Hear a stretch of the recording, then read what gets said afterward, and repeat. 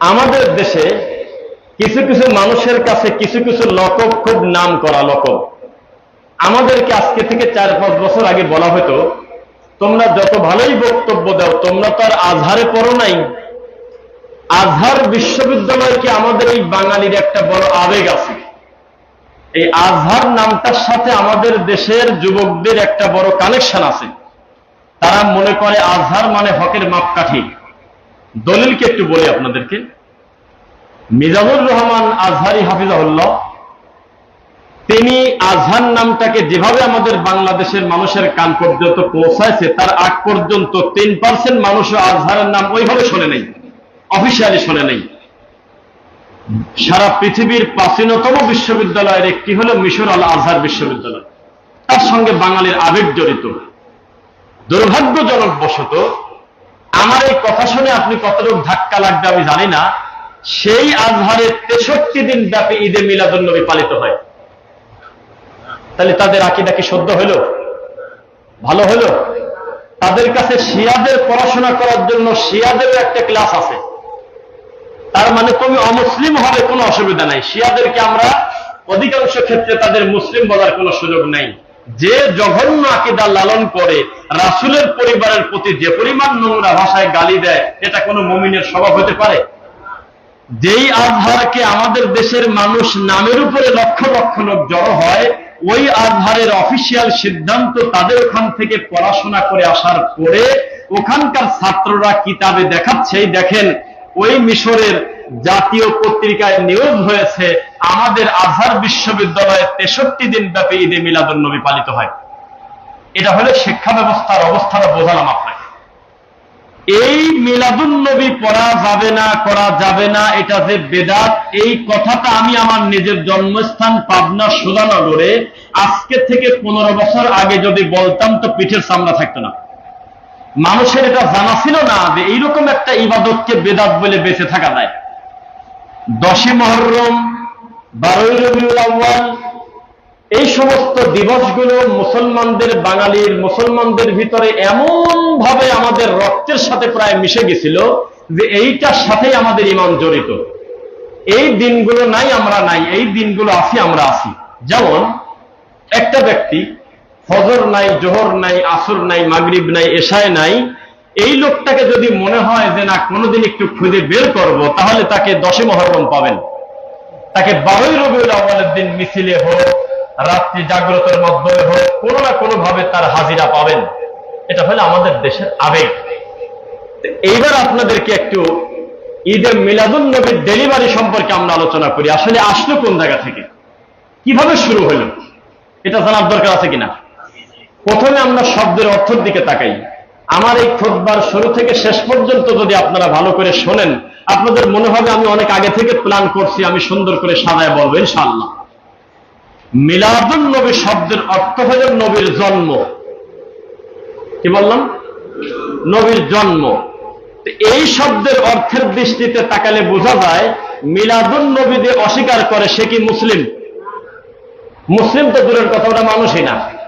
নবীর জন্ম স্বীকার করেন না আপনারা? বোঝেন না মনে, ভয় পাচ্ছেন। আমি আবার বলতেছি, মিলাদুন নবী স্বীকার না করলে আপনি মানুষ না। মিলাদুন নবী মানে নবীর জন্ম। তো নবীর জন্ম হয়েছে এটা স্বীকার করেন না? এখন আসবে রাসূলের জন্ম হলেই কি সেটা পালিত কোনো দিবস হয় কিনা, ওই দিন আমাদের করণীয় কোনো কিছু আছে কিনা, ওটাকে দিবস কেন্দ্রিক কোন ইবাদত আছে কিনা, এটা হলো ব্যাপার। কিন্তু মিলাদুন নবী আমরা মানি যে আমার নবীর জন্ম হয়েছে, জন্ম আমারও আছে, আপনারও আছে। আমি যদি নূহ আলাইহিস সালামের জীবনী নিয়ে গল্প করি তাহলে তার নাম হবে কি জানেন? মিলাদুন নবী নূহ। আমি যদি ঈসা আলাইহিস সালামের জীবনী নিয়ে গল্প করি তাহলে হবে ঈসা নবীর মিলাদুন নবী, মানে তার জীবনী নিয়ে গল্প করলাম। দুর্ভাগ্যজনক বশত আমাদের দেশের এই ভারত উপমহাদেশে একটা দিবস বানিয়ে নিয়েছে আমরা, পালিত উৎসব। এই দিনে আমাদের কর্মকাণ্ড ব্যতিক্রম, আমাদের কিছু ইবাদত আছে, আমাদের ধরন আছে, পুরোটা আলাদা। এটা কবে থেকে শুরু হলো এটা কি শুনছেন কোনোদিন? না। আজকে আমি ডেট সহ বলে দেবো এটা প্রথম ডেলিভারি দেখে কে, শোনেন, দেখে দেখে বলবো যাতে ভুল না যায়।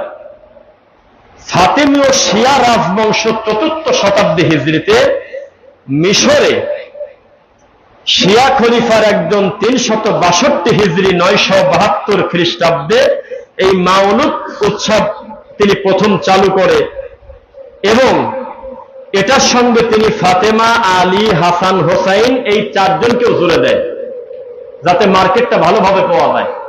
এই 5 জনের নাম নিয়ে, কিন্তু তাদের নাম না নিয়ে প্রথমে নাম নিয়েছেন মুহাম্মদ সাল্লাল্লাহু আলাইহি ওয়াসাল্লামের নাম মিলাদুন নবী। এইটা বলে তিনি শুরু করেছিলেন।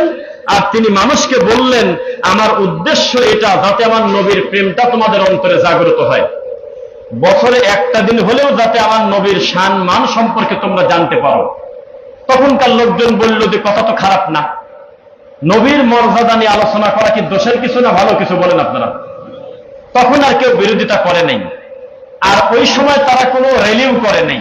তারা দেওয়ালে দেওয়ালে এসো হে ঈদ, সাইয়্যিদুল আইয়াদ, সবচেয়ে বড় ঈদ, এ কথা বলতো না। তখন বলছিল যে দেখো আমরা সবাই ব্যস্ত, আলাদা করে ঘোষণা না দিলে একসাথে সবাইকে পাবো না, তোমরা 12ই রবিউল আউয়ালের দিন আসো, আমরা এক জায়গায় হই আমরা নবী পরিবার নিয়ে আলোচনা করি। তখন পর্যন্ত পালনীয় কোনো দিবস তারা ওইভাবে শুরু করে নেই। এরপরে এইটাকে একটু প্রেশার দিলে 7ম হিজরিতে ইরলিসের শাসক মুজাফফর উদ্দিন কুরকুবি এই মালাবার বলল যে আগেরটা একটু সংস্কার করার দরকার। নবীর জন্মদিন, নবীর ব্যাপারে আলোচনা করবো, গোপনে কিসের? ঢোল নিয়ে আসো, একটু চিৎকার দিয়ে মানুষকে জানিয়ে দাও আমার রাসূল কত মহান। খ্রিস্টানদেরকে বলে দাও তোমাদের ঈসা থেকে আমার নবীর মর্যাদা কত বেশি। এভাবে তারা মানুষের ইমোশন কাজে লাগিয়ে বলল, দে তোরা তাকবীর দিয়ে চিৎকার দিয়ে মাঠে নেমে পড়, আমরা ঘোষণা দিয়ে নবীর মিলাদ পালন করব। এটা কয় হিজরি বলেন তো দেখি? এটা হলো 7ম হিজরি। এইবার দেখেন 604 হিজরি থেকে 1260 হিজরি পর্যন্ত খ্রিস্টাব্দ ইরলিসের শাসক আবু সাইদ কুকবুরি নামক এক শাসক মিলাদুন নবীর শব্দটাকে তিনি প্রথমে মাউলুদ ছিল, পরে তিনি নাম দিলেন মিলাদুন নবী সাল্লাল্লাহু আলাইহি ওয়াসাল্লাম, এবং তিনি একটা ইমাম ভাড়া করলেন। কি ভাড়া করলেন? আজকের দিনে খয়রাত কি একা একা করা যায়? মিলাদ কি এমনি এমনি করা যায়? আপনি মিলাদ করলে তো কেউ যায় না, একটা ভালো কণ্ঠ লাগবে, একটা জমানো লাগবে আসরটা, মিলাদে একটু আবেগ দিতে হবে, মোনাজাতে একটু কান্নার প্রেসার দিতে হবে, এরকম না করলে তো হবে না। তখন তিনি একটা ইমাম ভাড়া করলেন, ইমামের নাম ইমাম ইবনে দেহিয়া। এই লোকটাকে নিয়ে এসে তিনি বললেন যে এই দায়িত্ব আপনাকে দিয়ে দিলাম। তখন তিনি সবাইকে বলল যে তোমরা কেউ কথা বলবে না, তোমরা চুপ করে বসে থাকো, আমি একা একা বলবো যে সাল্লাল্লাহু আলা মুহাম্মদ, আমি যখন থামবো তখন তোমরা বলবে। তিনি ছিলেন ইমাম। তাহলে বোঝেন বিষয়টা কত বড় কঠিন। তো সেই ইমাম এসে তখন তিনি এটা প্রচার করলেন। আমি সংক্ষেপে বলবো যেহেতু অনেক কথা জমে থাকবে। 3 নাম্বার, আর একটা গোষ্ঠী এসে বলল তোমাদের ভিতরে নবী প্রেম ভালো করে বোঝা যায় না, তোমরা মিলাদ করো, জাগার জিনিস জায়গায় থাকো, তোমাদের ভিতরে ভাইব্রেশন হয় না কেন? তোমাদের হৃদয়ের কম্পন কোথায়? তোমরা একটু আনন্দ উৎসব করবে, সেই ব্যাপারটা নাই তোমাদের ভিতরে। তোমাদের মিলাদটা আমার কাছে পাঞ্চে পাঞ্চে লাগে। পাঞ্চে বোঝেন? লবণ ছাড়া লাগে। এই কথা বলে কিছু সফি বিশ্বাসী গোষ্ঠী তারা বলল, দে জোরে করে এক লাভ, একে অন্যের ঘাড়ের উপরে পড়ে যা, কে কাকে ধরবে হিসাব নাই, আমরা নিজেদেরকে পাগল বলে জাহির করে দেব, আমরা আমাদের রবের খাতায় আজকে দিয়ে দেব আমাদের পাগল, তিনি এটা লিখে ফেলুক, আমরা একে অস্থির হয়ে যাব। তখন তারা তার নাম দিল হানাফির রসুল। কি নাম বলেন? হানাফির রসুল, মানে আল্লাহ কিডা রাসূল কিডা আজকে আমরা মিশে ফেলবো। নাউজুবিল্লাহ বলবেন? নাউজুবিল্লাহ বলবেন না? আমরা এমন ভাবে মিলাদ পড়বো যে নবী আর আল্লাহকে একবারে মিশে ফেলবো, একটা গিলাসের ভিতরে স্যালাইন আর পানি একবারে মিশে দেবো। এইভাবে তারা একে অন্যের গলা ধরে পড়ে যেতে লাগলো। এভাবে কিছুদিন চলার পরে আর একটা লোক আবার ডেলিভারি হলো, তার নাম হলো, সেও রাজবংশেরই লোক, তার নাম ছিল বিলাল কাশকারি। সে আবার বলল যে না, আমি এই মিলাদে সন্তুষ্টি না, আমি এভাবেও নবীর জীবনী পালন করে আমি মজা পাচ্ছি না, আমি তোমাদেরকে একটা উৎসবের কথা বলি যেটা সহজে আল্লাহর খুশি করা যাবে। কিভাবে?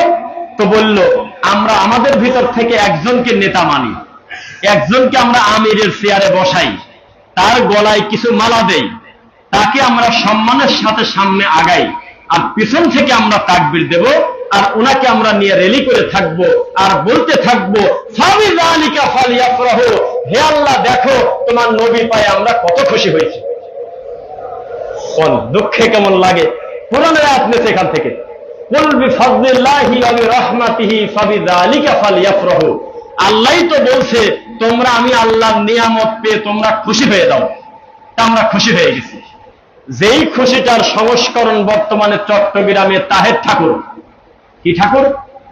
আমার যদি কেউ জেল দিয়ে ফাঁসি দিয়ে দেবে, আমি পীরকে পীর বলতে রাজি না, আমি ঠাকুরই বলি। এটা একটা অভ্যাসে বানা ফেলছি। কারণ কি, আমার খুব লজ্জা লাগে, জন্মদিন যদি নবীর হবে তাহলে ঠাকুরের গলায় মালা দেয় কে? দেয় না। এই ছাগলের গলায় রশি দিয়ে মালা দিয়ে বিশাল বড় একটা টাকের উপরে স্টেজ সাজায়। আল্লাহর কসম তার টাকনুর নিচে কাপড়, আল্লাহর কসম তার মুখে রাসূলের নিয়মে দাড়ি নাই। কেউ চ্যালেঞ্জ করলে হাত তোলেন। এই দেখছেন না, এই ঠাকুরকে পাকিস্তান থেকে ধরে নিয়ে আসে, ধরে নিয়ে এসে ওইকে সামনে দিয়ে পিছনে বলে ইয়া রাসূলুল্লাহ। আমার খুব লজ্জা লাগে যে সামনে তো গরু, তো ইয়া রাসূলুল্লাহ বলে কি কারণে? আস্তাগফিরুল্লাহুল আযীম। বলেন আমার সাথে, আল্লাহুস সামাদ। হে আল্লাহ তুমি অমুখাপেক্ষী, এদেরকে তুমি ধ্বংস করে দাও। তো যে কথা বলতেছিলাম, এইবার সবচাইতে মজাদার কোরআনের সুন্দর ঘটনা শুনবেন এইবার। এতক্ষণ তো বললাম যে পরবর্তী সংস্করণ, এইবার শোনাবো আদম আলাইহিস সালাম এবং নূহ আলাইহিস সালামের এই দুই নবীর মাঝখানের টাইমে কিছু বুজুর্গ ডেলিভারি হয়েছিল। কারা? বুজুর্গ। তারা কি করলো জানেন? তারা বলল লা তাযারুন্না ওয়া ক্বালু লা তাযারুন্না আলিহাতাকুম ওয়া লা তাযারুন্না। শোনো, সব মাবুদকে তোমরা বাদ দিও না, কয়েকটা রাখো। ওয়াদ্দাউ ওয়া লা সুওয়াআ ওয়া লা ইয়াগুস ওয়া ইয়াউক ওয়া নাসরা। পাঁচটা। ওয়াদ্দা, সুওয়া, ইয়াগুস, ইয়াউক, নাসর। কয়টা? এই পাঁচটাকে বাদ দিও না, আপাতত এদেরকে পেন্ডিং এ রাখো। এদেরকে রেখে তারপরে বলো ইল্লাল্লাহ, আল্লাহ ছাড়া কেউ নাই। এই চারজন, এই পাঁচজনকে ঠিক রাখো, কারণ এই পাঁচজন ভালো মানুষ, তারা বুজুর্গ মানুষ, আমরা তাদেরকে একেবারে বাদ দিতে পারি না, তাদেরকে একটু সম্মান দিতে হবে। তখনকার যুগের আলেম ওলামা বলল যে শোনো, কবর পূজা শিরক। কবর পূজা কি? মাথা নত করা শিরক। আল্লাহ ছাড়া কারোর কাছে মাথা নত করা যাবে না। তখন তারা বলল আমরাও সেটা জানি, আমরা কোনোদিনও ওয়াদ্দা, সুওয়া, ইয়াগুস, ইয়াউক, নাসর। কোরআনের আয়াত কিন্তু সূরা নূহ আয়াত নম্বর 23। সূরা নূহ আয়াত নম্বর 23 একটু নোট করে নিন, বাদদা দেখবেন তাফসিরে হুবহু কথা লেখা আছে কিনা। তখন লোকজন অবজেকশন দিল, এই বুজুর্গদেরকে তোমরা ইলাহা বললে কেন? তখন ওই লোকদেরকে বলল যে তোমরা বোঝো নাই, এদেরকে আল্লাহ বলি নাই তো আমরা বলছি এরা হলো আল্লাহর মাধ্যম। এই পাঁচজনের ওসিলা দিয়ে আল্লাহর কাছে কিছু চাই। আমরা বলি আল্লাহ, আমরা কিন্তু সেই কোম্পানির লোক যেই কোম্পানিতে ওয়াদ্দা ছিল, সুওয়া ছিল, ইয়াউক ছিল, নাসর ছিল, যাতে আল্লাহ প্রেসারে পড়ে যায়। নাউযুবিল্লাহ। মানে ডাইরেক্ট বলেন আমার কিছু দরকার। কিছু লোক, সবাই না, আবার বলল যে আল্লাহ, আমরা যে পাঁচটা লোকের দোহাই দিলাম তাদের সম্পর্কে আপনি তো জানেন, ওরা খুব ভালো মানুষ, আপনি তাদেরও ছেলে আমাদের একটা সন্তান দেন, আমাদেরকে ক্ষমা করে দেন। এইভাবে তারা শিরক করতে লাগলো।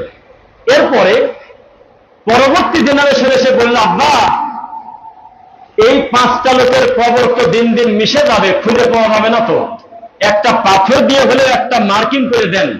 একদিনে যে পূজা শুরু হয়নি, আজকে দলিল নেন, একদিনে মূর্তি পূজা হয়নি, একদিনে এই জমিনে কবর পূজা শুরু হয়নি, একদিনে দেওয়ানবাগে ডেলিভারি হয়নি, এটা একটা প্রক্রিয়ার মাধ্যমে আসছে।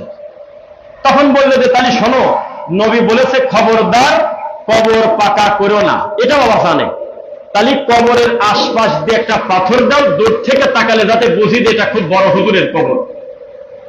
সাইড দিয়ে পাথর রাখলো।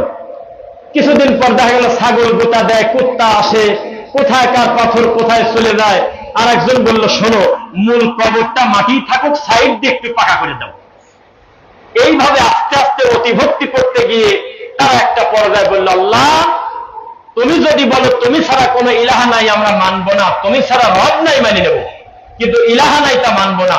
ইলাহা যদি নাই থাকবে তাহলে তোমার কাছে যাওয়ার জন্য আমরা পাঁচটা সিঁড়ি বানাইছি, সিঁড়ির কি হবে? وقالوا لا تذرن آلهتكم ولا تذرن ودا ولا سواعا ولا يغوث ويعوق ونسرا। রব হিসেবে তোমাকেই মানব, কিন্তু ওসিলা হিসেবে চরমোনাইকে মানিয়ে নেব। এই নামটা ওদিক দিয়ে দেন এক নাম, আমি বললাম সুবিধার জন্য। এখন ওরা ওই 5 জনের নাম নেয়। পরবর্তী সন্তানরা এসে বলল যে আমার বাপদাদার রেখে যাওয়া স্মৃতিকে আমরা মুছে যেতে দেব না, আমরা এটাকে একটা পূজনীয় জিনিস বানিয়ে দেব। তখন তারা নারকেল ফাটালো, কলা দিল, পেয়ারা দিল। মা তুমি আমাকে বাঁচাও, অথচ ছিল পুরুষ। কোন জ্বালা কোন মা বলা হয়েছে। এইভাবে তারা ধীরে ধীরে মূর্তি পূজা শুরু করলো। তাফসীর ইবনে কাসির রাহিমাহুল্লাহ ধারাবাহিকভাবে যেভাবে বলছে, আমি রিডিং করতে গেলে 2 ঘন্টা লাগবে না। এত সুন্দর করে তিনি সিরিয়াল টেনে বলল, হায় রে হতভাগা, তোমরাই তো তারা যারা মূর্তি পূজা থেকে ডেলিভারি হলে, তোমরাই তো তারা যারা এখন বর্তমানে মাজার পূজা করো। নাউজুবিল্লাহ পড়ে। তাহলে আমরা যে এতদিন ওয়াজ মাহফিলে বক্তব্যে করা বক্তব্য দিয়ে বলি, কিছু লোক মন খারাপ করে। আসলে আমার এই কথাটা আপনি কিভাবে উড়ায় দিবেন? আমি বলেছিলাম মন্দিরে ঠাকুর পূজা আর আমাদের মুসলমানদের একটা ভালো মানুষের কবরস্থ করার পরেও যদি তার কাছে গিয়ে আমরা কোনো কিছু সহযোগিতা চাই, একই জিনিস কিনা? অনেক কথাই দেখেন আমার সিরিয়ালে মাথায় এসে বলে যাবো, এই জন্য আমি ধারাবাহিকভাবে বলতে থাকি। রাসূল সাল্লাল্লাহু আলাইহি ওয়াসাল্লামের মৃত্যুর পরে কিয়ামত পর্যন্ত কি আলাদা কোনো শরীয়তের ওহী নাযিল হবে? হালাল হারামের বিধান নাযিল হবে? রাসূল সাল্লাল্লাহু আলাইহি ওয়াসাল্লামের মৃত্যুর কত বছর পরে বলেন তো কারবালার ঘটনা? প্রায় 50 বছর পরে কারবালাতে ঘটনা ঘটল। আমি সেই ঘটনা বলবো না, আমি শুধু আপনাকে বলবো ইতিহাস বিকৃত হয়। কি হয়? ইতিহাস বিকৃত হয়। এটা কি জানেন না আপনারা? বিষাদ সিন্ধু বই পড়ে যদি কেউ কারবালা চিনতে চায়, তাহলে রামায়ণের গল্প পড়ে কোরআন বোঝার মতো ঘটনা হবে না। বুঝলেন না? বিষাদ সিন্ধু দেখে যদি হোসাইনের কারবালাকে চিনতে চান, তাহলে হিন্দু ধর্ম গ্রন্থ পড়ে মুসলিম চেনার মতো। এর ভিতরে পার্থক্য নেই। পুরা বিকৃতি করে তারা তুলে ধরতে বিষাদ সিন্ধু, অথচ আসল ঘটনা তৃতীয় পক্ষ ঘটাতে মুনাফিকের গোষ্ঠী। হোসাইন রাদিয়াল্লাহু আনহু মৃত্যুর আগ পর্যন্ত তিনি বলেছিলেন, আমাকে এজিদের মুখামুখি একটু বসার সুযোগ করে দাও, বলছিল না? তার মানে তার একটা সুধারণা ছিল যে আমি তার মুখামুখি গেলে, তিনি তো রাষ্ট্রপ্রধান, তিনি আমার ব্যাপারে এত কঠিন সিদ্ধান্ত নাও তো নিতে পারে। মাঝখানে ঢুকে গেছে আর এক দল। তিনি বলেছিলেন, আমি যদি যুদ্ধই করতে আসবো, তোমাদের সাথে ঝামেলাই করতে আসবো, আমি নিরীহ বাচ্চা কোলে করে নিয়ে আসবো কি কারণে? আমি ছোট বাচ্চা নিয়ে আসবো কেন? এরকম কেউ আছে নাকি? আসলেই যদি আমার যুদ্ধ করার ইচ্ছা থাকতো, আমি তো মহিলা মানুষকে ডেকে নিয়ে আসতাম না। তোমরা কেন বোঝো না? তারপরেও কি তাকে ছাড়ছে? যারা ছাড়ে নাই তারাই খারেজি, তারাই শিয়া, তারাই আমার মিছিল করে বলে ইয়া হোসাইন, এই কথা বলে কাঁদে। তা মুনাফিক না? ইতিহাস বিকৃতি হয়, এটা মনে রাখবেন। আসল ইতিহাসটা আমাদেরকে জানতে দেওয়া হয় না। তো মিলাদের ইতিহাসটাই ছিল হলো কবর পূজার ইতিহাস, মানুষ পূজার ইতিহাস। সেখান থেকে টেনে নিয়ে এসে মুসলমানের আল্লাহর ঘর মসজিদের ভিতরে এই মিলাদুন নবীর পক্ষে বক্তব্য হচ্ছে কিনা বলেন? হচ্ছে। আমার কাছে একটা নোট করা আছে, এটা অনেকের আসল জন্য বের করলাম না। ইদানিং একটা হাদিস খুব চোখে পড়ে কিনা আপনাদের, যে মিলাদুন নবী উপলক্ষে কেউ যদি 1 দিরহাম খরচ করে, আল্লাহর নবীর সাথে তার জান্নাতে জায়গা হবে বা জান্নাতে ঘর হবে। দেখছেন এই হাদিসটা? কেউ ফেসবুকে দেখেন নাই? দেখছেন? হ্যাঁ।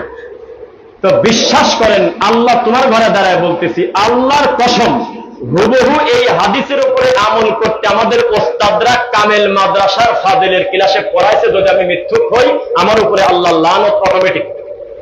আর কি করা আছে বলেন? এই দেশের শিক্ষা ব্যবস্থা কত খারাপ। একটা কামেল মাদ্রাসার মুহাদ্দিস তার ছাত্রকে বলতেছে, বাবা অন্তরের চক্ষুটা একটু বন্ধ করো বাবা। এই কথা বলে তিনি মারেফতের নামে মিলাদকে জায়েজ করতেছে, রবিউল আউয়ালের দিরহাম জায়েজ করতেছে, দুনিয়ার শিরিক কুফর শেখাচ্ছে। তখন এই ছেলের পড়াশোনার বয়স 25 বছর, তখন এই ছেলের কোরআন পড়ার বয়স প্রায় 30 বছর। তাহলে এই হলে আমাদের দেশের শিক্ষা ব্যবস্থা। আমরা কি বুঝতেছেন আমার কথা? তো 12ই রবিউল আউয়ালের দিন ঈদে মিলাদুন নবী পালন করতে হবে। ভারত, বাংলাদেশ, পাকিস্তানের মানুষ আমরা এটা মেনে নিলাম। কারা মানছি? তারাই আমরা মেনেছি যারা রাস্তায় বের হলে মনে হয় যে আমাদের সংখ্যা তো কিছুই না, তারা এত মানুষ। ভুল না সত্য বললাম? এবার দেখেন, মিলাদুন নবী সম্পর্কে আপনাদের আর একটা ভয়ঙ্কর তথ্য দেই। বলেন তো কোন দিনে মিলাদুন নবী পালিত হয়? কয় তারিখে? কয় তারিখে? মিলাদুন নবী মানে কি? আরবিতে অনুবাদ করেন, নবীর জন্ম। নবীর জন্ম যে তারিখে পালিত হয়, তারিখটা কয় তারিখ? 12 তারিখ। আমি রফিক বিন সাইদ দায়িত্ব নিয়ে এতগুলো মিডিয়ার সামনে বলতেছি, আমার নবীর জন্মদিন পালন করা তো বহু দূরের কথা, এই দিনে আমার নবী জন্মগ্রহণ করছে এটাও আমি ক্লিয়ার করে খোলাসা বলতে পারবো না। কেউ চ্যালেঞ্জ করলে হাত তোলেন। এমন এমন লোক বিরোধিতা করছে 12 রবিউল আউয়ালের দিন আমরা বিশ্বাস করি না, তাদেরকে আপনি ফোন দিয়ে উড়াই দিতে পারবেন না। সোমবারের ব্যাপারে কোনো দ্বিমত নাই, কিন্তু তারিখের ব্যাপারে এতই দ্বিমত। কোন কোন ইমাম বলেছে এটা রমজান মাসে জন্ম নিয়েছে নবী, কেউ কেউ বলছে 2রা সফর, কেউ বলছে এটা সফর মাসে, কেউ কেউ বলছে রবিউল আউয়াল মাসে, তবে কোন তারিখে তা আমরা জানি না। আচ্ছা বলেন তো দেখি, যেই জিনিসের তারিখ কনফার্ম জানা যায় না সেই জিনিস কি পালিত হওয়ার কোন দিবস? এটা কি আপনার মাথায় ঢুকলো? 2, 12 রবিউল আউয়ালের দিন আমার নবী মৃত্যুবরণ করেছেন, এই ব্যাপারে বলা চলে হাতে গোনা 2-1 জন বিচ্ছিন্ন ঘটনা ছাড়া প্রায় অধিকাংশ ইমাম একমত এই দিন আমার নবী দুনিয়া থেকে অহত হয়েছেন, মৃত্যুবরণ করেছেন। তা আপনাকে আমি বলি, যদি ওই একই দিনে আমার নবী দুনিয়া থেকে জন্মগ্রহণ করেন অথবা একই দিনে তিনি মৃত্যুবরণও করেন, তো এই নবীর আশেক হিসেবে, যদি এই শব্দ আমরা বলি না, আল্লাহ মাফ করুক, আশেক মাসুক এই কথা নবীর সাথে যায় না, এটা মনে রাখবেন আপনারা। আশেক মাসুক, প্রেম খেলা, এই শব্দ আমার আল্লাহর সাথে যায় না। আমরা নবীর উম্মত, আমরা কি? আমরা নবীকে মহব্বত করব, তাকে ভালোবাসা ইমান, কিন্তু আমরা আশেক মাসুক না, যে নবীর সাথে প্রেম করব, এই কথা তার সাথে যায় না। তো ওদের ভাষায় বলি, যারা নবীর সবচেয়ে বড় আশেক, এই আশেক যদি একটু বোঝে যে এই একই দিনে নবী দুনিয়াতে এসেছিল, আমি খুশি, কিন্তু একই দিনে আমার নবী দুনিয়া থেকে চলে গেল, এখনকার খুশি থাকলো না কষ্টটা বাড়ি গেল? হ্যাঁ, কষ্ট না? অথচ এই দিনে যত জিলাপি বেচা হয়, এটা মনে হয় 6 তারিখে, কালকে না আগামীকাল, এই দিনে যত বিরিয়ানি খাবে, এই দিনে যত মসজিদের কার্পেট নোংরা করবে, এই দিনে যত মারামারি লাগবে, এই দিনে যত চিনি বেচা হবে, আনন্দ হবে, ফুর্তি হবে, আর 364 দিনে এত আনন্দ নাই। অথচ আমার নবী এই দিনে দুনিয়া বলতে গেলেও আমার গায়ে লাগে, লোম দাঁড়িয়ে দেয়। এই দিনে আমার নবী দুনিয়ার থেকে ইন্তেকাল করলো, তোমার চিন্তাও হলো না, টেনশন লাগলো না একটু? তোমার কাঁধে আসলো না, ভিতর ব্যথা লাগলো না? যেটা মীমাংসিত সত্য সেটা না। নাউযুবিল্লাহ পড়েন। এইটা হলো আমাদের দেশের সুন্নিদের অবস্থা। 2, নবী সাল্লাল্লাহু আলাইহি ওয়াসাল্লাম যখন মক্কা থেকে মদিনাতে আসলো, আমি জানি না আপনারা পুরো কথা মনোযোগ দিয়ে শুনতেছেন কিনা, অথবা এই মাইকের আওয়াজ ঠিক মতো যাচ্ছে কিনা, আমি কিন্তু বুঝতেছি না। আমার শরীরের দিকে তাকে আপনার চিন্তা করার দরকার নাই, আগের থেকে এনার্জি আমার বাড়েছে আলহামদুলিল্লাহ। এটা শেষের দিকে বলি, মানে আপনারা কনফিউশন হয়ে যাচ্ছেন যে এত পাতলা হলো কিভাবে, এটা পরে বলি। তো যে কথা বলতেছিলাম, রাসূল সাল্লাল্লাহু আলাইহি ওয়াসাল্লাম তিনি দুনিয়াতে এসেছেন, এটা আমাদের জন্য সবচেয়ে বড় নিয়ামত, আমরা কোনোদিন অস্বীকার করি না। আল্লাহর কোরআন পেয়েছি আমরা, তার মাধ্যমে দুনিয়ার সবচেয়ে বড় নিয়ামত আমরা অস্বীকার করি না। কিন্তু এই নবী মক্কা থেকে মদিনাতে হিজরত করছিল কিনা, একটা আমার সাথে উত্তর দেন। আমার খালি মনটার ভিতরে চাচ্ছে আমি যাতে অনেক কথা বলতে পারি আজকে, আমার ভিতরে বহু কথা জমানো আছে ইনশাআল্লাহ। তো যখন গেল, তখন বাইতুল মুকাদ্দাসের দিকে নামাজ পড়ছিল না কাবার দিকে নামাজ পড়ছিল বলেন? হ্যাঁ, জেরুজালেমের দিকে নামাজ পড়ে নাই নবী প্রথমে যায়, কয় মাস? তো ইহুদিরা কি বলছিল জানেন? ইহুদিরা বলছিল, তোরা মুহাম্মাদের গালি দিস না সাল্লাল্লাহু আলাইহি ওয়াসাল্লাম, এটা আমাদের তো খ্রিস্টানের নবী, খালি খালি আমরা না বুঝি তাকে গালি দিছিলাম, এটা আমাদেরই নবী, আমাদের ইহুদিদের নবী। কেন? ওই যে দেখো আমাদের বাইতুল মুকাদ্দাসের দিক নামাজ পড়ে, ওরা ধোঁকা খেয়ে গেছে। পরে যখন আল্লাহ কিবলা পরিবর্তন করে দিলেন, ফাইনামা তুওয়াল্লু ফাসাম্মা ওয়াজহুল্লাহ, এটা অনেক আছে না আয়াত কোরআন মাজিদের। তো তখন নবী সাল্লাল্লাহু আলাইহি ওয়াসাল্লাম যখন মুখটা ফিরিয়ে নিলেন, তখন ওরা বলল, মা ওয়াল্লাহু মান কিবলাতিহিমুল্লাতী কানু আলাইহা এ মুহাম্মাদের আর তার অনুসারীদের কি হলো? কিছুদিন এই দিক পরে নামাজ, কিছুদিন এই দিক পরে নামাজ, এর কি হলোটা কি? তখন আল্লাহ বললেন, লিল্লাহিল মাশরিক ওয়াল মাগরিব, হে নবী আপনার মুখ দিয়ে বলে দেন, পূর্বও যে আল্লাহর, পশ্চিমও সে আল্লাহ, তুই কে? তোমার সমস্যা কিসের? আল্লাহরই তো দিক, দিক কার? আল্লাহ। আচ্ছা যাই হোক, তো এখন ওরা তো ধোঁকা খেয়ে গেছিল। তো নবী সাল্লাল্লাহু আলাইহি ওয়াসাল্লামের এই জন্মদিন যারা পালন করে, এদের সাথে হুবহু খ্রিস্টানদের একটা মিল আছে। আমি আজকে একেবারে বানান করে বলে দিয়ে দিই। জন্মদিন পালন করা, মৃত্যুদিন পালন করা, এই স্বভাবটা বর্তমান আল্লাহর এই মাটির উপরে সবচেয়ে বেশি খ্রিস্টানদের ভিতরে। যীশু খ্রিস্টের তারা জন্মদিন পালন করে না মনে হয়, নাকি করে? যেদিন তাকে আল্লাহ তার কাছে নিয়ে গেছেন আমরা বলি, আর ওরা বলে কি শুলে চড়াইছেন নাকি, সেই দিনকে তারা পালিত দিবস করে কিনা? করে। ক্রিসমাস ডে, আরো অনেক কিছু, 25শে ডিসেম্বর সম্ভবত তারা বড়দিন, বিভিন্ন কিছু উদযাপন করে। তো এই দিবস কেন্দ্রিক হওয়ার আগ পর্যন্ত কি ছিল একটু বলে দেই। আল্লাহর নবী মক্কা থেকে মদিনাতে যায়, দেখে ওরা মেলায় দিবস পালন করে, কবিতা নিয়ে ঝগড়া করে, বংশ প্রথা, বর্ণ প্রথা, রক্ত প্রথা, বিভিন্ন কিছু নিয়ে তারা দিবস করে। নবী বললেন, সব দিন আমাকে দিয়ে দাও, বিনিময়ে আমি তোমাদেরকে 2টা দিন দেব। বলেন তো সে 2টা দিন কি? সবাই একসাথে মাশাআল্লাহ, ঈদুল আজহা, ঈদুল ফিতর, সব দিন আমাকে দিয়ে দাও, বিনিময়ে আল্লাহ ঘোষিত আনন্দের 2টা দিন আমি দেব। একটার নাম ঈদুল আজহা, আর একটার নাম ঈদুল ফিতর। পৃথিবীতে কিয়ামত পর্যন্ত পালনীয় 3 নাম্বার কোন দিবস আসবে না, হবে না, সম্ভব না, কোনোদিনও না, ইনশাআল্লাহ। আমার কথা বুঝতে চান আপনারা? এখন আল্লাহর নবীর মৃত্যুর 242 বছর পরে, 317 বছর পরে, 349 বছর পরে যদি কোনো একটা দিবসের আবির্ভাব হয়, এটা ইবাদত কিভাবে হয়? এটা আমাকে এটা বোঝায় দেন। এটা কি ইবাদত হওয়া সম্ভব? আর বিদাতীদের ব্যাপারে ইমাম ইবনে কাসির রাহিমাহুল্লাহ একটা কথা বলেছেন, যে বেদাতি মানে হলো বেআক্কল। কি বলছে বলেন? বেদাতি মানে তার আকল থাকবে না। আকল থাকলে সে বেদাতি হবে কি কারণে? আর আমি বলি হলো বেদাতি যে তার কোনো আক্কেলের দাঁত থাকা যাবে না। বিবেক থাকলে সে বেদাতি হবে কি কারণে? বিবেক থাকা যাবে না, গবেষণার চিন্তা থাকা যাবে না, তাই সে বেদাতি হতে পারবে না। কেন? দেখেন, তোরা যদি নবীর জন্মদিন পালন করতে চাস, তাহলে নাম দেওয়া লাগতো রাসূলের জন্মদিনের উৎসব। তা না দিতেছেন মিলাদুন নবী, নবীর জন্ম। তো নবীর জন্ম কি?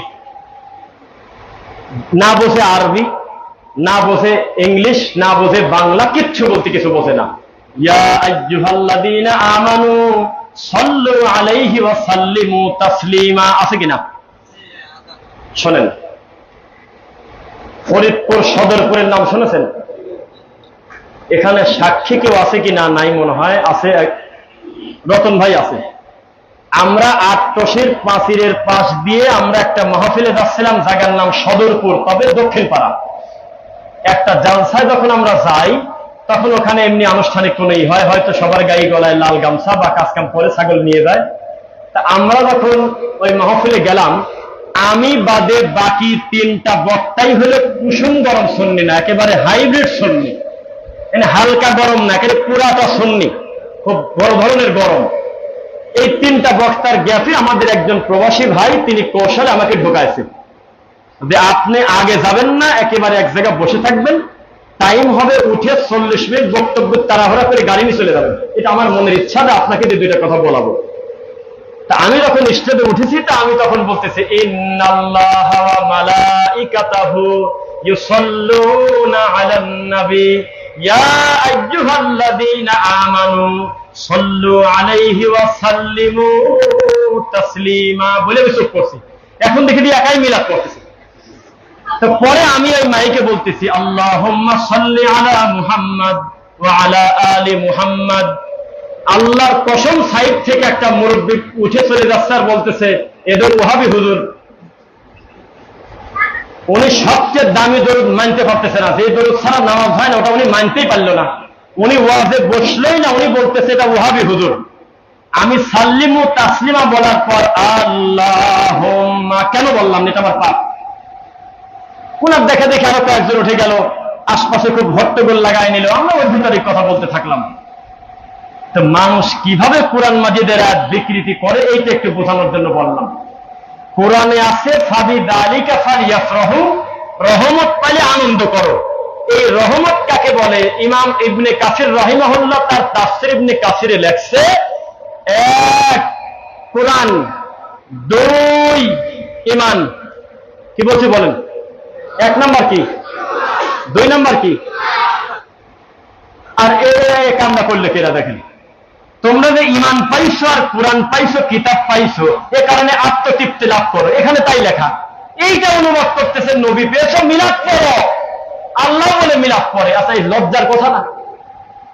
খালেক মাখলুকের উপরে মিলাদ করবে, এটা আপনি বুঝলেন?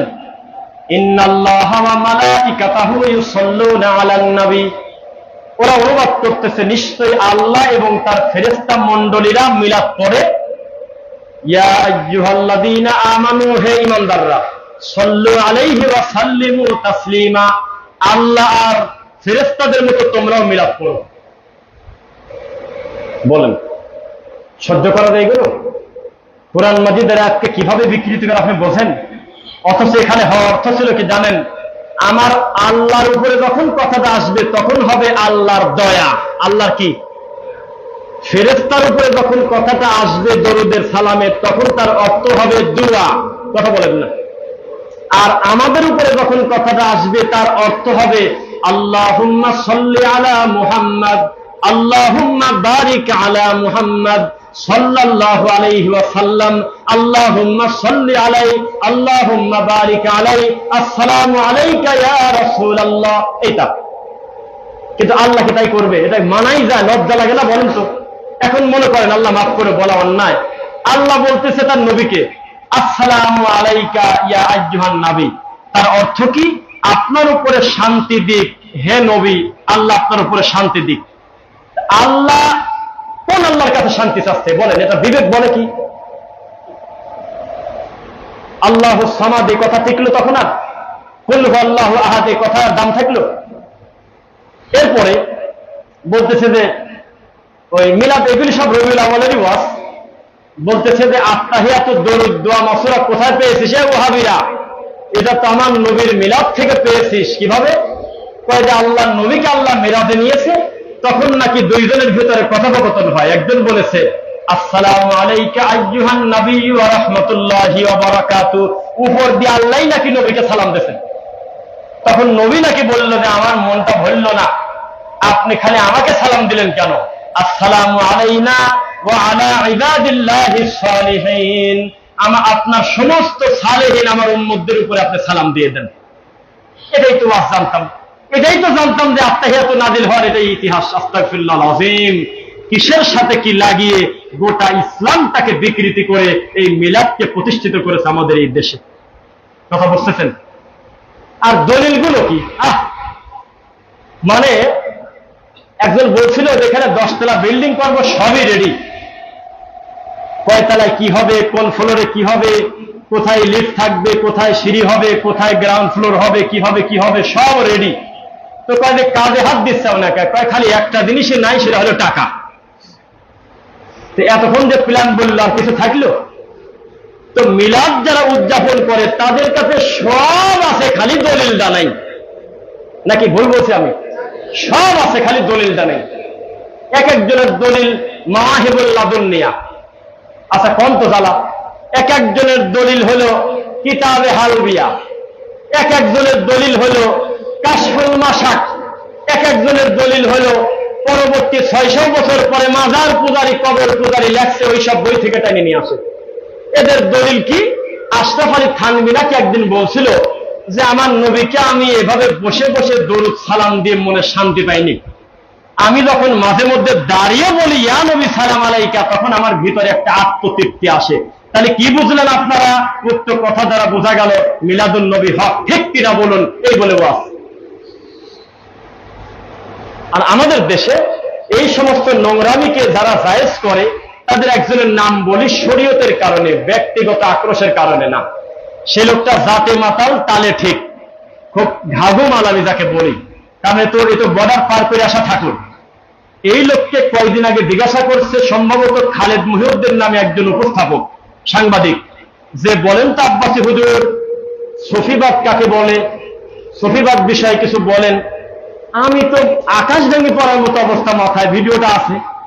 এই আব্বাসী বলতেছে কি জানেন, সফিবাদ হলে একটা কুফরি মতবাদ, ইসলামের সাথে কোনো সম্পর্ক নেই। কেউ কি দেখছেন? দেখছেন এই ভিডিও? আপনি দেখছেন? মাশাআল্লাহ। আমি কই কি রে, ডাকাত কার মধ্যে কি বাড়ায়? কয় যে সফিবাদ হলে একটা কুফরি মতবাদ, এর সাথে ইসলামের কোনো সম্পর্ক নাই। তো এই সেম কথাটাই আহলে হাদিসে বলে যাচ্ছে সারা জীবন। ওদেরকে আবার বলে কাফের, কাযযাব বলে গালি দেয়, নোংরা ভাষায় গালি দেয়, সম্মানী মানুষকে বেইজ্জত করে না? অথচ একই কথাও বলতেছে, কারণ ও জানে যে খালিদ মহিউদ্দিন একজন পড়াশোনা জানা একটা সাংবাদিক, অথবা আমার এই কথাগুলো যারা শুনতেছে তারা একটা পড়াশোনা জানা মানুষ। এত দ্রুত ধোঁকা দিলে কথাটা তো নাও খেতে পারে, ওখানে গিয়ে দুই একটা ভালো কথা বলে। যেই লোকটা বলতে পারে নাসিরউদ্দিন আলবানী রাহিমাহুল্লাহ খ্রিস্টানদের দালাল বলেন, নাউযুবিল্লাহ, আল্লাহর এই মাটির উপরে বর্তমান কাছাকাছি সময়ের সবচেয়ে বড় হাদিস বিশারদ পণ্ডিতের নাম নাসিরউদ্দিন আলবানী রাহিমাহুল্লাহ, সেই লোকটাকে ব্যঙ্গ করে বলে উনি নাকি ঘড়ির মেকার, ওনাকে নাকি খ্রিস্টানরা 25 বছর টাকা খরচ করে মাটির নিচে একটা বিশ্ববিদ্যালয়ে পড়াশোনা করাইছে, এই কথা আব্বাসী বলে। সেই লোক আবার চাপে পড়ে বলে কি জানেন, যে না জাকির নায়েক কথা ভালোই বলে, কিছু জিনিস একটু এমন তেমন আছে, তবে উনি খুব জ্ঞানী লোক, এই কথা লাইভ এসে বলেন। তিনি জানে এই জাতির সোচ ঠিক রাখতে গেলে আমার কি করণীয় সেটা সে জানে। এবার একটু কড়া কথা বলবো, রাগ করবেন না তো? কড়া কথা মানে মিথ্যা না, কড়া কথা মানে হলো অতিরিক্ত সত্য, এটা বোঝেন নাকি? আমি এই ওয়াজটা ইদানিং খুব কমন বলে আজকেও বলি, যাতে আপনার বড় ছেলেকে যা বলতে পারেন যে আমাদের বর্তমান যুবকরা কিন্তু খুব খারাপ দিকে যাচ্ছে, খারেজিদেরকে তারা অনুসরণ করতেছে, খারাপ ভাবে নিয়েন না। আমাদের যুব সমাজ কিন্তু খারাপ দিকে যাচ্ছে।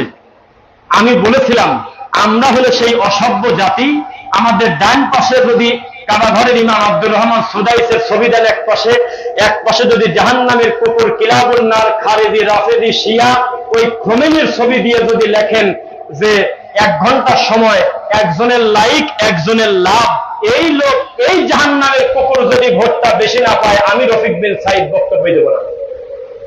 আমরা এত অসভ্য, আমরা এখনো শিয়া আকীদা লালন করি, এখন আমাদের খারেজিপনা গেল না। আপনি দেখেন এই পৃথিবীর শ্রেষ্ঠ কয়েকজন ইমামের একজন প্রভাব বিস্তারকারী আব্দুর রহমান সুদাইস, যিনি অপ্রয়োজনীয় কথা বলে না, এই সম্মানী আলেমটার নিচে হাজার কমেন্ট লিখবে বাঙালির এই কিবোর্ড মুজাহিদরা ইহুদের দালাল, ইসরায়েলে মারি শেষ করে, আর তুই কি করিস ওখানে বসে গালিবি, ওনাকে গালাগালি করবে। আর ওনাকে লিখবে ওহে আমার রাহবার, এই কুত্তা যেদিন মরে যাবে সেদিন বাঙালির আমার টুপি 3টা এক জায়গা করলে যত বড় টুপি যাদের হয়, ওই গ্রুপের লোক যদি না কাটে তাহলে আমি মিথ্যুক। উনি যেদিন গলার মালা নেয় সেদিন বাংলাদেশের মাটিতে ফেসবুকে ভেরিফাইড ফেসবুকে লিখেছিল বড় হুজুররা, ওহে আমাদের রাহবান, ওরে ইরাকের রাহবা, আজকে বাংলাদেশ থেকে অমুক গ্রুপের পক্ষ থেকে তোমাকে জানাই সাদর সম্ভাষণ। আর জগৎ বিখ্যাত সব সম্মানী আলেম মদিনা বিশ্ববিদ্যালয়ের সাবেক টিচার বড় বড় বিদ্বান মরে যায়, আমার দেশের হুজুররা ঠিকই পায় না। রাগ করলেন মনে হয় কথা শুনি। তা আমি এরকমই, আমি কাঁদবো নাকি বাজাইছি? আমি যেমন তেমনই তো কথা বলা উচিত নাকি বলেন? সাবধান, খারেজিদের খপ্পরে পড়া যাবে না, খারেজিদের খপ্পরে পড়া যাবে না। খারেজিরা ওইভাবে হালাক করবে ইসলামকে। নবী বলেছেন আমি বলি না যে হালাকা সার চুল কামাবে, তা বলি না, তারা হালাকার দিন, তারা দিন কামায় ফেলবে, নারী করে দেবে দিনকে। তাদের কণ্ঠ তোমাদের থেকে ভালো হবে, দিন সম্পর্কে কিছুই জানে না।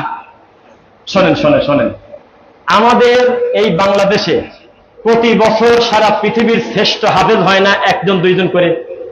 কথা তো বলেন, হয় কিনা? এত মিষ্টি তিলাওয়াত, আল্লাহর কসম, যখন তাকরিম ছেলেটা কোরআন পড়ে আমি টাকা থাকি, কারি আবু রাহান ছেলেটা যখন কোরআন পড়ে আমার শুনতে ভালো লাগে, আমার খারাপ লাগে না। এটা কোরআনের কারণে আমার শান্তি লাগে, তৃপ্তি লাগে। কিন্তু দুর্ভাগ্যজনক বশত এই সুন্দর মিষ্টি তিলাওয়াতকারী ছেলে পেলে আল্লাহর দিন সম্পর্কে কিছুই জানে না। এদেরকে কোলে করে নিয়ে সার্কাসের জোগাড় বানিয়ে বেদাতিরা জালসায় ঘোরাচ্ছে, যা পারেন দেন, যা পারেন দেন, যা পারেন দেন। আমি মিথ্যা হলে বলেন, কেউ চ্যালেঞ্জ করেন। এই ছেলে দিন শিখবে কিভাবে? মিশর থেকে সৌদি থেকে কেমন এই ছেলেটা ফার্স্ট হয়ে আসলো? এই ছেলেকে এখন হাতে তুলে দেওয়ার দরকার ছিল সহিহ বুখারী, এই ছেলের হাতে তুলে দেওয়ার দরকার ছিল কোরআন মাজিদের অনুবাদ। তুলে দিতে কি জানেন? ও নবী আর আমারে কান্দাইও না, কাঁদতেছে, নবী বলে কাঁদাচ্ছে। আমার যদি জানা থাকতো ওই চলে যেতাম গো নবী। হুজুরের সাথে যা সারি মদিনায় টিকটক করে ধরা পড়ছে, মুসলেকা দিয়ে ছাড়া পাইছে। কি মিথ্যা কথা বলছি নাকি আমি? আওয়াজ দিয়ে নাহলে আবার কমিউনিস্ট মুরব্বীরা আমি মনে বানাইছি। কত বড় খারাপ বানাইছে এই সোনার ছেলেদেরকে, নিরীহ বাচ্চাদেরকে। ওস্তাদ নিয়ে গেছে টিকটক করতে মদিনায়, আল্লাহ নবীর কবরের পাশে দাঁড়ায় এরকম কিছু কিছু বলতে ইশারা করে করে ঠোঁট নাড়ায়। এই দৃশ্যটা মদিনার পুলিশ ঠিক পাইছে যে মাল তো ভালো না, ওখান থেকে ধরে নিয়ে জেলে দেবে, পরে পরিচয় টরিচয় দিয়ে মুসলেকা দিয়ে ছাড়া পাইছে। এটা কি দুঃখ লাগে না ভাই? কোরআন তিলাওয়াত যখন করে মুখের দিক তাকানো যায় না, গলার কণ্ঠের রগ জেগে যাচ্ছে, 3 আয়াত একসাথে মিলে পড়ে, মুখের দিকে তাকানো যায় না, ভেংসি দিয়ে পড়ে। কে কত বেশি সময় দম রাখতে পারে? আর মোচাটা করতেছে 2 হাত দিক চুমা দিচ্ছে হাতে, যাকে তাকে আব্বা বলে রাখতেছে। বোঝেন না কেন? এই তো তাদের ইবাদত, এই তো তাদের ধর্ম। এদের কাছে আমাদের দেশের দিনটা কি পরিমাণ নিরাপদ এবার আপনি বলেন, আমি শুনি। এদের হাতে দিন নিরাপদ কিভাবে হয়? আমার কাছে আজকে আসতে একটা ঘটনা ঘটছে ট্রেনে। ওই যে ওই ভাই কি জানো জায়গার নাম আপনি বললে, ওই জায়গায় এসে ফোন দিতে, তামার নাকি তালমার, এই তালমার নামে একটা জায়গা হালকা একটু স্লো করে। ওই জায়গা আসার পরে আমি একটা ফতুয়ার একটা আমার কাছে একজন পাঠাইছে, তো বলছি দেখেন এই বিষয়ে তো আমি উত্তর প্রশ্ন দেই না। প্রথম কথা, তালাক শুনলেই আমি এড়িয়ে যাই। এটা আপনি মুখামুখি 2 গ্রুপকে নিয়ে বসেন। আর এমনি কোনো ফতোয়া জানতে চাইলে আমি নিজে দিতে পারবো না, আমার কাছে থাকলে আমি মদিনার আলেমদের বা সম্মানী বড় আলেমদের ফতোয়া নকল করে দিয়ে দেবো। তা আমি শেখ বিন বাজ রাহিমাহুল্লাহর ফতোয়া কোট করে ওনাকে একটা জিনিস দিছি, তাতে ওর মন ভরে নেই। উনি চলে গেছে এক কাশেমি হুজুরের কাছে। কি হুজুর বললাম? এক মুফতির কাছে। সে মুফতি আবার কাগজে লেখে সুন্দর করে একটা নোট করে মাহমুদিয়া কাশেমিয়া কারেমিয়া এরকম একটা মাদ্রাসার নাম লেখছে ফতোয়ায়, আপনার স্বামী আপনাকে যেভাবে তালাক দিয়েছে, তালাক হইয়া গিয়াছে, উক্ত স্বামীর সঙ্গে আবার যদি সম্পর্ক করতে চান হিল্লা লাগিবে বা কি লাগিবে এরকম। তখন আমার কাছে যখন পাঠালো যে এই অবস্থা, উনি তো ফতোয়া দিয়েছে লিখিত, এখন আমি কি করব? তখন আমি বললাম যে আপনি একজন মানসিক প্রতিবন্ধী, মানসিক রোগী। যেই ফতোয়া কলম দিয়ে আহলুল হাদিস সালাফি আলেম ওলামা একবার লিখিত করে ফেলে, সেই কথা যদি পরিবর্তন করে কোনো বেদাতি, কবর পূজারী, তরিকাপন্থী, মাযহাবপন্থী কোন লোক যদি আলাদা করে আবার সিরিয়াল করে, আপনি নিশ্চিত বুঝবেন 200 টাকার তাবিজ বেচে ধর্ম বিক্রি করতে পারে যে জর্দার মতো একটা নিকৃষ্ট খারাপ